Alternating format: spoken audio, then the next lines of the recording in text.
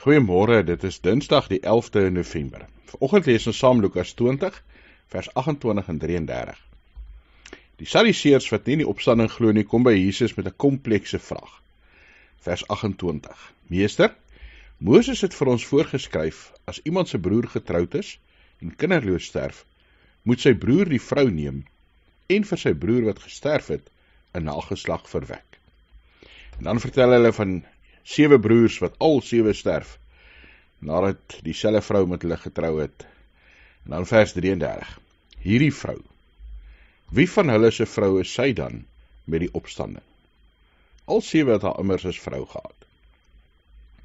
Nou die Sadduseërs wou nie regtig gehad weet het wie se vrou sy is nie. Hulle wou eintlik vir Jesus vertel het, die opstanding uit die dood uit maak nie sin nie.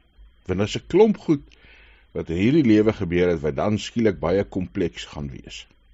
Ja, hierdie vraag van wie se vrou is sy dan nou uiteindelik?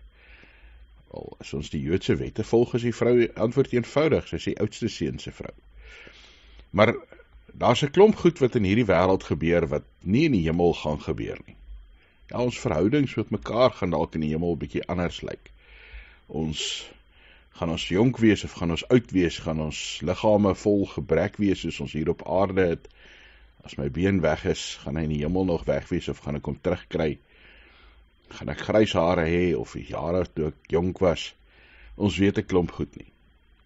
En dan sê Jesus uiteindelik vir hulle, onthou dis nie waaroor dit gaan nie. Dit gaan daaroor dat daar wel 'n opstanding is, dat daar 'n ewigheid by God is. Dat ons verhoudings gefokus is uiteindelik op God. Ons kan partykeer ons vreeslik besig hou met moeilike vrae en eintlik amper absurde vrae, en dan mis ons die punt van Christus. Mis ons die punt van God se liefde en God se genade. Ons weet nie alles nie. Ja, die Bybel leer ons ook nie alles van presies hoe die ewigheid by God lyk nie. Maar die Bybel leer ons genoeg om God te ken en hom lief te hê. Belangrik dat ons nou reeds, steeds, ons vrouens en ons mans en ons kinders en ons familie sal lief hê.